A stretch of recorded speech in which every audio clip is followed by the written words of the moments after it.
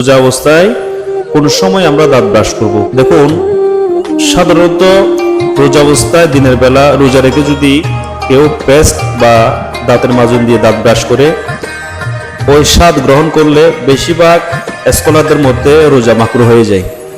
তো সেক্ষেত্রে আমরা দিনের বেলা রোজা অবস্থায় কোনো ক্রমে দাঁত ব্রাশ করব না, আমাদের রোজাকে মাকরুহ করব না।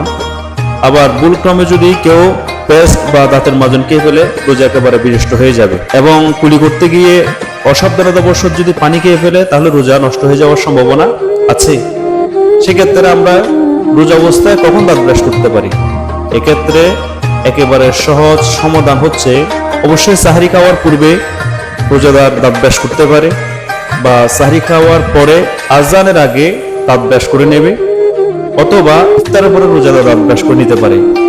অর্থাৎ এই সময়গুলোতে দাঁত ব্রাশ করে নিতে পারে। এছাড়া রাতের বেলা আছে তারাবির পরে চাইলে কেউ তো মুখ দিয়ে গন্ধ আসছে, সারাদিন রোজা সিয়াম সাধনের করার কারণে তারা সালাত তারাবি করেছেন, কোরআন তেলাওয়াত করেছেন, দীর্ঘক্ষণ কথা বলার কারণে মুখ দিয়ে দুর্গন্ধ বের হতে পারে। সে ব্যক্তি চাইলে তারাবির পরেও দাঁত ব্রাশ করে নিতে পারে। স্বাভাবিকভাবে রোজার বাইরে আমরা দৈনিক দুইবার দাঁত ব্রাশ করে থাকি, একবার হচ্ছে সকালবেলা বা আরেকটা হচ্ছে রাতের বেলা খাওয়ার পরে।